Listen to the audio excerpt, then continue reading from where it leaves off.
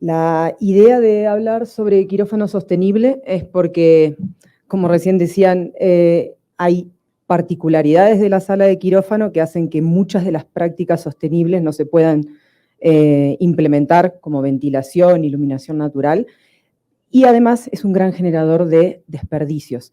Entonces, hay muchas particularidades dentro de quirófano que lo hacen el foco importante de lo difícil de implementar sostenibilidad, y si implementamos cambios en quirófano podemos reflejarlos en un gran cambio en todo lo que es la institución. Primero, como estoy presentando en nombre de GE, tengo que hacer un disclaimer de conflicto de interés. Puede haber opiniones que emita, como hablar de mis máquinas, y no son mis máquinas, pero no nada grave. Y comenzar con lo que plantea una gran paradoja, porque hoy está planteado el cambio climático como una de las mayores amenazas a la salud pública a nivel internacional, y como instituciones proveedoras de sanidad, como proveedoras de atención de la salud, tenemos que tratar de no contribuir al problema. Y cuando se habla de que la institución sanitaria es la que tiene que apuntar a sostenibilidad, se habla también de toda la cadena, no solo los profesionales y la institución, sino también quienes somos proveedores de toda la cadena de servicios e insumos y equipos al ambiente médico hospitalario. Se van a cansar de ver estas estadísticas, pero hoy está cuantificado como que el 4.4, casi 5% de las emisiones globales de dióxido de carbono provienen de la atención de la salud. Y si esto se colocara como toda la atención sanitaria equivalente a un país, sería el quinto país más contaminador del mundo, detrás de China, Estados Unidos, Unión Europea, Japón. O sea, si tomamos toda la atención sanitaria como un solo foco de problema, es un foco donde un pequeño cambio puede hacer un gran cambio.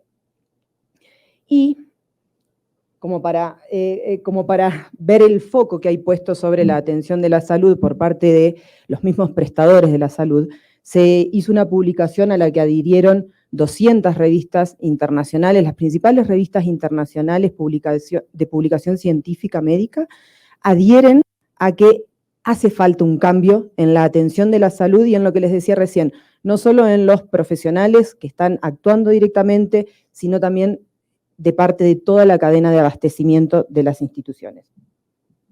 Y ahora, para entrar particularmente en quirófano, tenemos que el quirófano, pero ya sabía que me iba a pasar esto. En quirófano tenemos un consumo de energía por metro cuadrado entre 3 y 6 veces mayor que en cualquier otro punto de la institución. El total de los residuos que se generan dentro de quirófano es del 20 al 30% del total de la institución y hasta un 60% de los residuos controlados, los residuos que no son los que se van en el desecho domiciliario, sino que tienen que tener un tratamiento especial. Eso también es consumo de recursos y también hay que atacar ese foco del problema. Y del total de los desechos, tenemos que la mitad de las emisiones de dióxido de carbono provenientes de quirófano son de los equipos de anestesia. El agente anestésico, que es el principal fármaco para inducir la sedación del paciente, tiene un potencial de efecto invernadero altísimo, con distinto grado según el agente anestésico, pero muy poco agente anestésico tiene una permanencia muy alta en la atmósfera y genera un gran efecto invernadero. Entonces, como GE, hace años que venimos implementando prácticas de sostenibilidad porque está de la mano de la misión de la compañía, que es mejorar la atención del cuidado de los pacientes. Entonces, toda la cadena de producción hoy en día está alineada a poder mejorar la sostenibilidad tanto en lo que generamos como empresa, lo que generamos desde las plantas de manufactura hasta los ejecutivos comerciales que estamos en terreno. Todo eso tiene unas metas bien específicas, incluso como se ve acá, la meta de 2020 fue superada, se redujeron las emisiones más de lo que estaba planteado como objetivo. Está planteado que para 2030 las emisiones de toda la cadena de operaciones se reduzca a la mitad y llegar a un neto cero para 2050, que es el objetivo de sostenibilidad del Acuerdo de París de reducir para 2050 el impacto que se está generando para evitar esos casi 2 grados de aumento de la temperatura de la superficie terrestre, que es lo que llevaría a el cambio climático, a el impacto en la salud pública. Y para poder tener... esto vibró y no avanza, ahí está. Y para poder conseguir estas metas hay una estrategia bien definida, y en esa estrategia también tenemos no solo la cadena de producción de los equipos, sino también enfocarnos en el uso que se hace de esos equipos y en las herramientas que podemos incluir en esos equipos para que el resultado sea más sostenible. En el camino hacia el neto cero, como les decía, por ejemplo, en las plantas hoy de producción de nuestras máquinas de anestesia, el 16.7% de la energía proviene de paneles solares, de fuentes renovables, y tenemos incorporado en los equipos también herramientas para reducir la huella de carbono. Esto más o menos se los había mencionado como global de quirófano, pero en particular en anestesia, los residuos desechables que se generan son un alto porcentaje, no solo la contaminación que les decía a partir del agente anestésico, y mucho de esto se puede reducir con mejora de las prácticas, no solo con inversión en distintos equipamientos, sino mejorando las prácticas de cómo se hacen hoy los procedimientos. Entonces, ¿qué soluciones podemos mencionar? Como les decía, desde el diseño y la implementación también estamos trabajando en que, y ya tenemos documentación, de que, por ejemplo, los equipos demoran menos de 1 minuto, 40 segundos en el buteo, en el inicio. ¿Esto qué significa que enciendan rápido? Significa que puedo permitirme que al final de la jornada el equipo se apague, porque si viene un caso de emergencia o al día siguiente en la mañana, no me va a demorar nada encenderlo. Entonces nadie me va a oponer resistencia en dejar apagados los equipos. Los equipos de anestesia hoy en día, en la gran mayoría de las salas a las que uno entra, están encendidos continuamente, esté o no esté un paciente por ser atendido. Eso es potencia, gases que están continuamente emitiéndose y que se están desperdiciando. Entonces, si podemos promover que el equipo encienda rápido, puedo hacer una campaña interna para que el equipo se apague y no esté las 8 horas que no funciona encendido y consumiendo energía. Cuestiones tan simples como esa. También incorporar herramientas específicas para el uso de bajos flujos. Ahora les voy a hablar un poquito más qué significa bajos flujos como para poder entender por qué los bajos flujos me implican una gran disminución de emisión de gases en efecto invernadero y la monitorización de la profundidad anestésica. Y estas dos soluciones van muy de la mano porque así como The Lancet, así como las revistas científicas en general publicaron este consenso sobre la necesidad de cambiar las prácticas, también lo hicieron las asociaciones de anestesia, y en 2021, en las premisas de reducción de emisiones y de prácticas sustentables, la primera premisa es bajar los flujos, comenzar y promover las prácticas de bajo flujo, pero siempre con el cuidado del paciente como premisa por sobre el resto. Entonces, todo lo que se haga no puede ser poniendo en riesgo la salud del paciente, que es, en definitiva, el objetivo por el cual se están usando los equipos. Y adicional a eso, también comentar sobre una solución para reducción de desperdicios, un desperdicio que es el absorbedor de dióxido de carbono, que es gran parte de estos kilos del 50% de desperdicios que hay en quirófano, y el análisis de datos que podemos hacer para incentivar más estas prácticas sostenibles. ¿Qué es bajo flujos? Acá no hay, no sé si hay algún más interiorizado en anestesia, pero en definitiva, como para hacerlo simple, porque en esto puedo estar divagando mucho rato, si entro en detalle, las máquinas cuentan con un circuito circular porque el paciente en cada inspiración solo capta el 5% del agente anestésico que se le envía por vía inhalatoria. Entonces, si ese flujo de gases que se le envía no se hace recircular, el 95% del fármaco lo estamos liberando al aire y lo estamos desperdiciando.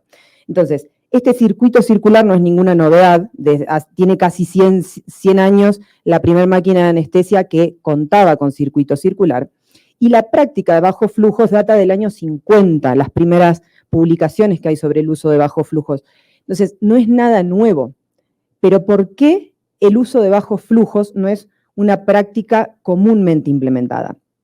El tema es que qué tanto es bajo flujo, qué tanto es flujo alto. Siempre tenemos que tener como medida de referencia el volumen minuto, la ventilación que le estamos entregando al paciente es nuestra línea de comparación. Ese es el flujo que necesitamos entregar. Un paciente adulto, 70 kilos en promedio, necesita 5 a 6 litros por minuto de flujo en vía aérea.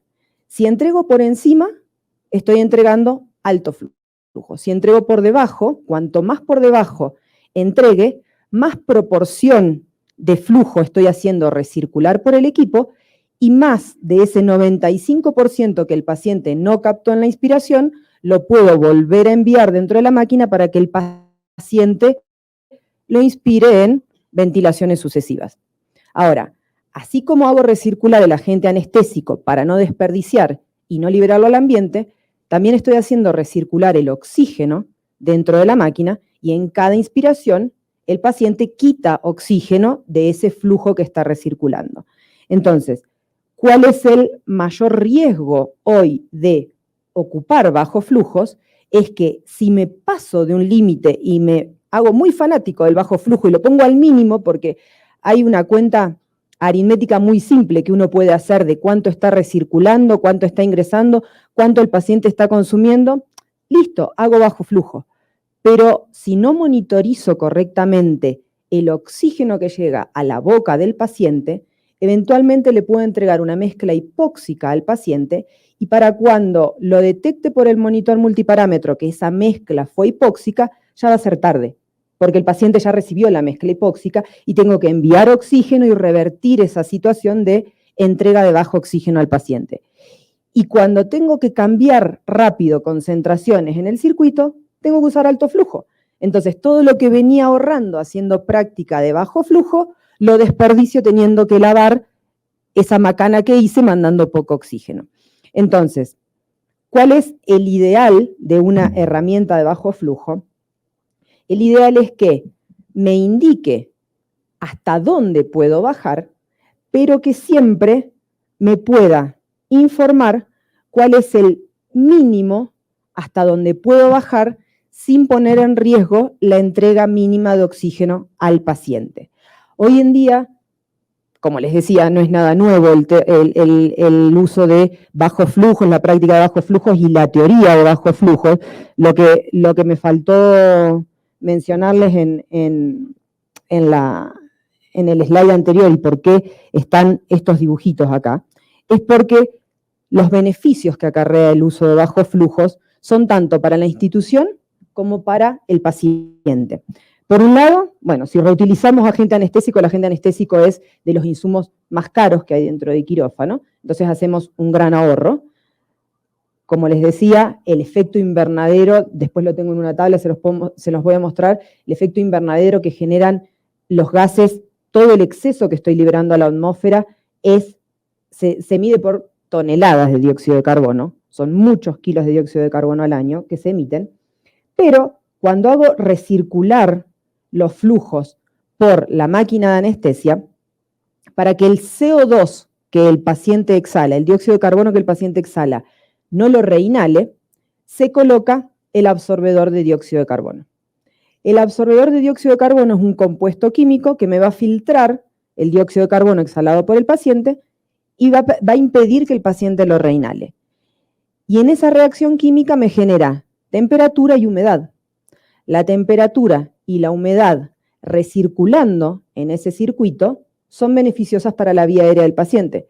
Cualquiera que haya estado en anestesia general, me pasó a mí, 2 horas después de cirugía seguía con frío y no podía revertir esa baja temperatura, y en parte es porque la ventilación mecánica se hace con gases comprimidos, gases que están secos y fríos, comprimidos dentro de la red de gases.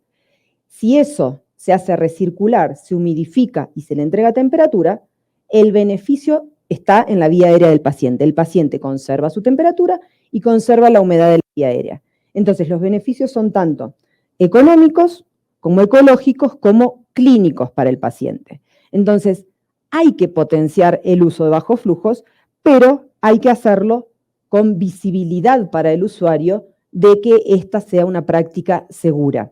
Y esta herramienta que les mencionaba antes es lo que permite. Me indica hasta dónde puedo bajar con los flujos sin entrar en riesgo de entregarle una mezcla hipóxica al paciente. Ahora bien, esta herramienta sigue siendo una herramienta de realimentación manual por parte del anestesiólogo. El anestesiólogo, por más que tenga la banderita acá, que le indica que puede bajar hasta 0,28 de flujo de gases, podría estar trabajando con 5 litros por minuto. Es una decisión del médico con cuánto trabaja en ese punto, y es una realimentación manual. Es como cuando uno está manejando, sabe que tiene que ir a 120, pero por momentos puede ir a 100, por momentos puede ir a 130, dependiendo a cuánto su apriete o disminuya el acelerador.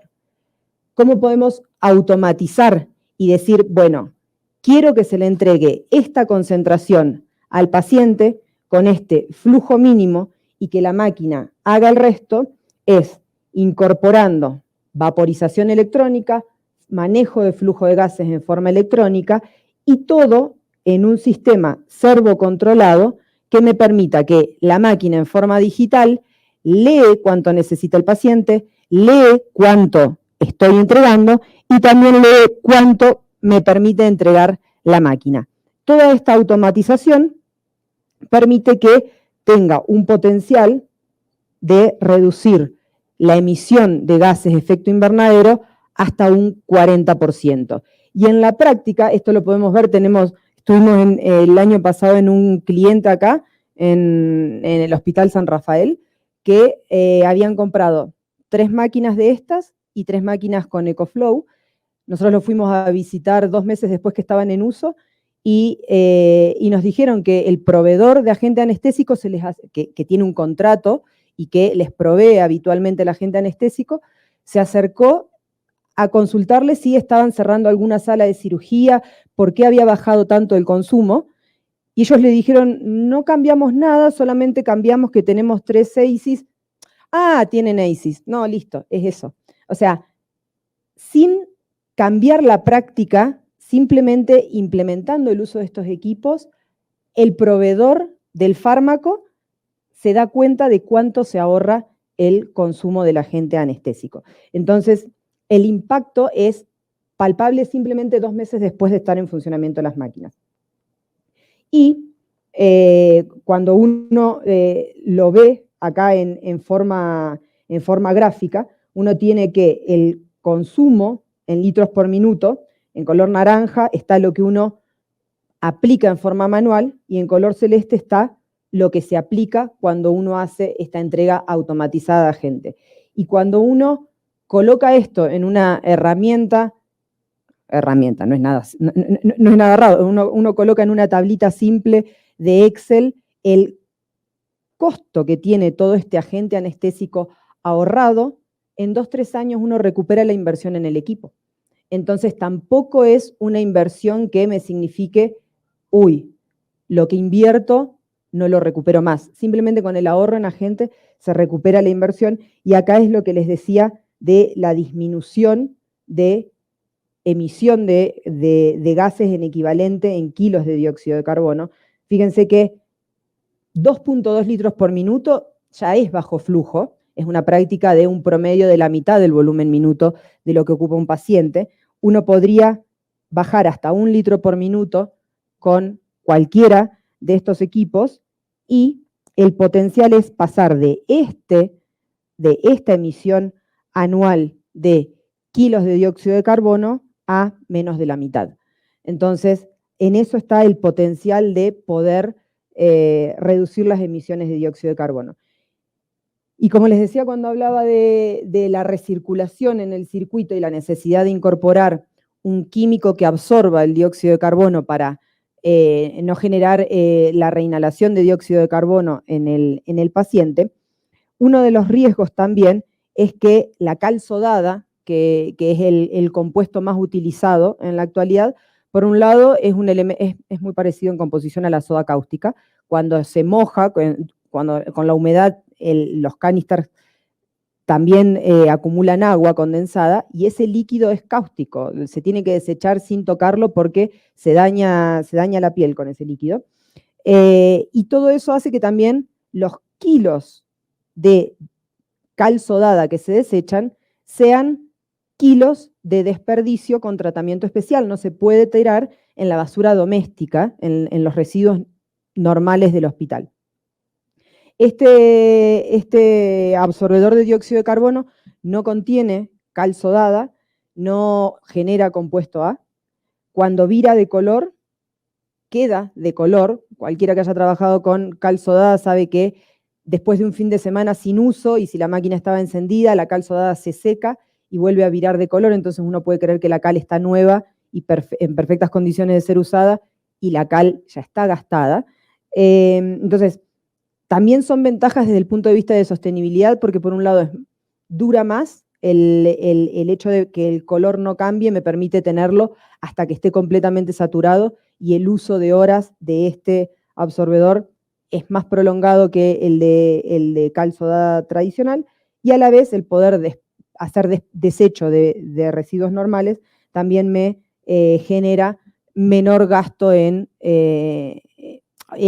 operación de quirófano el pago por los residuos especiales que uno tiene que hacer. Y adicionalmente, también capta menos agente anestésico, entonces el agente anestésico que uso cuando ocupo este absorbedor me rinde más porque me queda menos agente atrapado en el canister de absorbedor. Pero ahora, moviéndonos un poquito de lo que es la entrega de agente anestésico a lo que es la monitorización del paciente. Cuando recién ponía, me gusta poner de ejemplo el manejo, los vehículos, porque el servocontrol que hace la ICIS es como si fuera una velocidad crucero. Pero, si yo no sé a qué velocidad tengo que ir, si solamente intuyo, bueno, esto es una ruta en la que puedo ir a 120 y de golpe tengo una curva, necesito saber a cuánto agente anestésico le tengo que entregar a cada paciente en cada momento particular.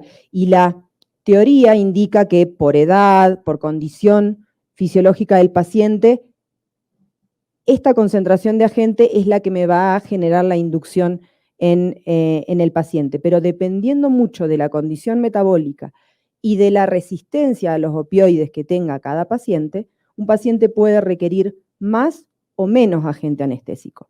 Y si no hago una monitorización cerebral del efecto que el agente anestésico me está generando en el paciente, es probable que esté entregando o de más o de menos. Y a nadie le gusta, no es nada agradable estar con la situación de un paciente despertando en la mesa de cirugía, entonces por lo general lo que se hace es entregar de más y no de menos. Y cuando se entrega agente anestésico de más a un paciente, son las condiciones adversas durante el despertar del paciente, náusea, cefalea, más tiempo en despertar del paciente, simplemente por haber entregado más agente del que ese paciente necesitaba. Entonces, hacer una monitorización de la profundidad de la anestesia que se está entregando también es una práctica que termina derivando en menor uso de agente anestésico y una anestesia adecuada a lo que el paciente necesita. Ahora, todo esto son herramientas que están disponibles en los equipos, que muchas ya tienen varios años en el mercado, pero ¿cómo promovemos que esas herramientas se usen? Porque puedo haber invertido mucho, uy, qué buena esta herramienta. Si nadie la implementa, no me sirve de nada esa herramienta dentro de quirófano. La idea es que los equipos se usen en el máximo potencial que tienen y que pueda obtener todo ese beneficio por el cual invertí. Entonces, ahí es donde surge esta aplicación que se llama CareStation Insights y que es una aplicación para el análisis inmediato del uso que estoy haciendo de los equipos y el despliegue sin intervención del usuario. Esto son aplicaciones que están residiendo en la nube y que uno accede con un usuario y una clave. Solamente acceden los usuarios autorizados, jefe de anestesia, coordinadora de quirófano, quien sea, para revisar los datos. A los datos no hay que hacerles ningún tratamiento, simplemente se despliegan en forma organizada para poder analizarlos y para, previo a una reunión clínica, entrar, mirar cómo están los indicadores y listo. No tener que estar, uy, a estos los tengo que cargar en esta tabla, a estos los tengo que cargar en esta, a ver cómo me dan los indicadores. Simplemente entrar y mirar. Y cuando entramos a mirar, tenemos varios tipos de aplicaciones para mejorar los resultados económicos, ver el uso de agente anestésico, ver la ventilación protectora que se le está entregando al paciente. Entonces, dependiendo cuál sea el usuario interesado dentro de la institución, uno puede abocarse más a revisar cómo está haciendo la ventilación mecánica de los pacientes y otro revisar cómo está haciendo el uso del agente anestésico. Y, como les decía, hoy se podría ahorrar hasta un 30-40% de agente anestésico de lo que se está usando simplemente empleando herramientas que hay disponibles y con eso disminuir la mitad de los desperdicios y de la emisión de dióxido de carbono que se hace en los quirófanos. Pero sí se aplican las herramientas que tenemos disponibles. Entonces, ¿en qué consiste la herramienta?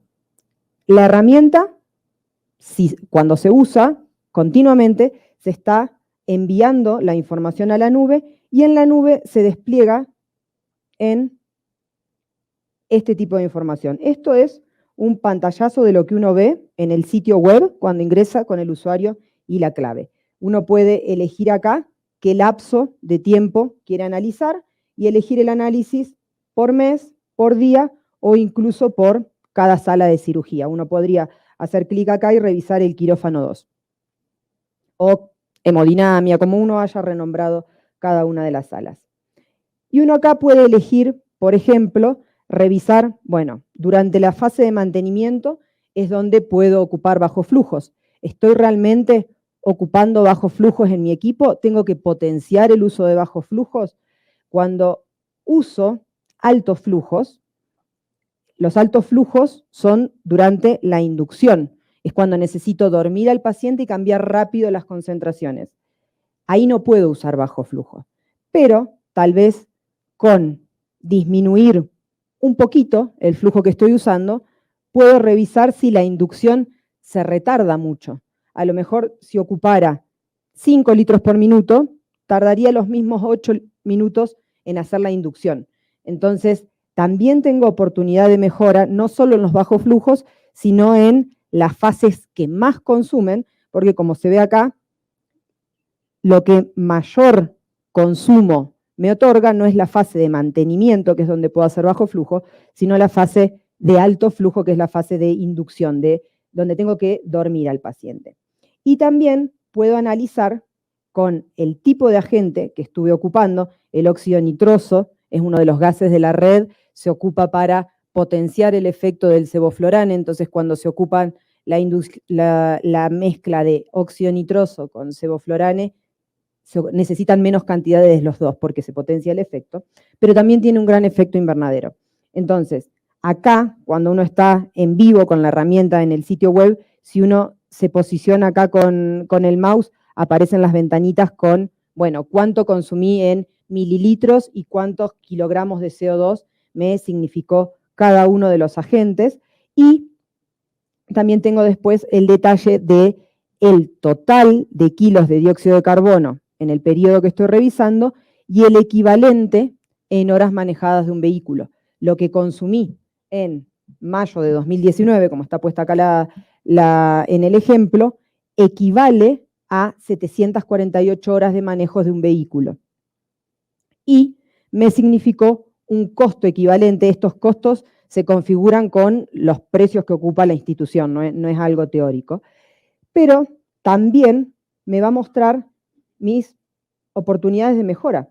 Si tenía que con la herramienta de Tidal Control puedo disminuir mi gasto, puedo disminuir las emisiones de dióxido de carbono y solamente un 60% de mi staff, un 60% de los procedimientos están ocupando en Tidal Control y del mes pasado a este mes bajé un 8% en la adopción de esa herramienta, bueno, tengo una oportunidad de mejora, de reeducación en mi equipo clínico para volver a los niveles que estoy buscando. Entonces, puedo, con el análisis de datos de cómo se está haciendo el uso de los equipos, volver y buscar los niveles de sostenibilidad que planteé como objetivo al principio del periodo. Y cuando les hablaba de la monitorización de la anestesia y de la monitorización de la entrega de agente que se hace al paciente, en esta herramienta tengo dos vistas, una vista que es en vivo y una vista que es retrospectiva. En la vista en vivo voy a tener todas las salas en las que se están dando procedimientos de anestesia, en qué fase de la anestesia está cada uno de los pacientes, y también de los parámetros relacionados con adecuación de la anestesia, que no son solo entropía, también está la monitorización de la relajación muscular y la monitorización del índice de estrés quirúrgico, o sea, los analgésicos que se le entregan al paciente. Como protocolo de anestesia, el equipo de anestesia define, bueno, cada uno de los parámetros tienen que estar dentro de este rango para que la entrega de anestesia sea adecuada.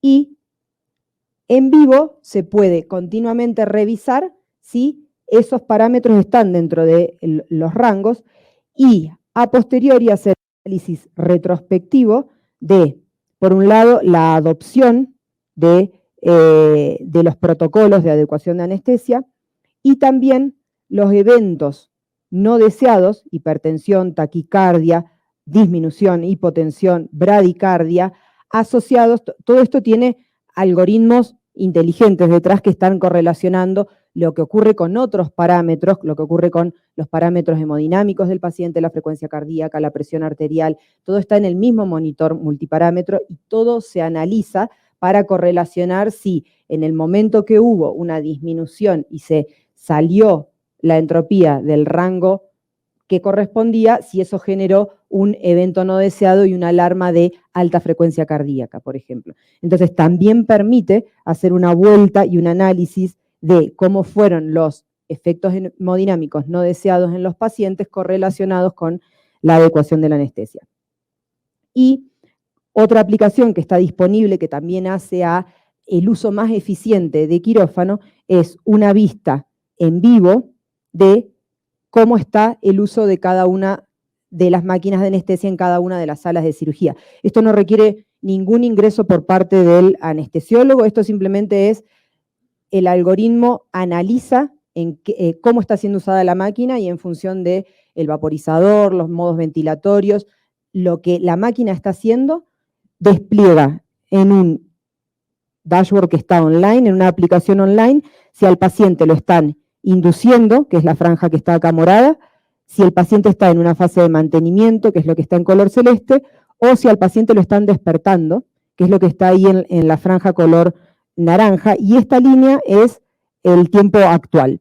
Entonces, como coordinador de quirófano, si tengo esto en la sala del estar médico, si lo tengo en el pasillo central de los quirófanos, puedo rápidamente gestionar, bueno, con la recuperación, si en la recuperación tengo cama disponible porque el paciente de esta sala está por salir, que el equipo de limpieza esté disponible porque va a tener que entrar rápidamente a esta sala, y el cirujano que tiene que entrar en esta sala, acá no hay información ni del paciente, ni del equipo médico, ni de la cirugía, pero uno esto lo puede tener tranquilamente al lado de la tabla quirúrgica y saber que esta cirugía que está acá es una cirugía X procedimiento y va a demorar 3 horas. Cualquier usuario que revise esto, si tiene que entrar a esta sala, sabe, uy, viene retrasada, viene en tiempo, dentro de 1 hora tengo que estar listo, tengo 1 hora para gestionar mi tiempo haciendo otra cosa. Todo esto también hace a la eficiencia del uso de las salas de cirugía y, como les decía, también me permite en un análisis retrospectivo revisar la eficiencia de las salas, la tasa de recambio de las salas, el tiempo muerto entre cirugías, y que las salas que son menos eficientes dentro de la institución pueda optimizar su uso para hacer más eficiente al servicio completo. Esta es la vista un poco más ampliada y, como para resumir, una conclusión es que las herramientas están disponibles, muchos proveedores tenemos herramientas para disminuir la emisión de gases de efecto invernadero. Cada vez hay más conciencia en lo que genera la emisión de gases invernadero durante la anestesia. La idea es que ocupemos esas herramientas al máximo. Y para cerrar, me gustó mucho la cita esta en el consenso de anestesiólogos que publicaron en 2021 en The Lancet las prácticas que hay que mejorar para adoptar bajos flujos. Ellos colocaban esto, que le debemos a nuestra profesión, y yo me sentí identificada, no soy anestesióloga, pero sí puedo correlacionar con esto de que no podemos trabajar basados en creencias. Hoy tenemos mucho acceso a la información, hoy la tecnología nos permite analizar cómo hacemos las cosas basados en datos. Bueno, ocupemos esas herramientas para poder obtener los resultados que estamos buscando y mejorar las prácticas en pos del beneficio de todos, porque el cuidado del medio ambiente es un beneficio para todos y las generaciones que están por venir. Entonces, con eso termino. Muchas gracias.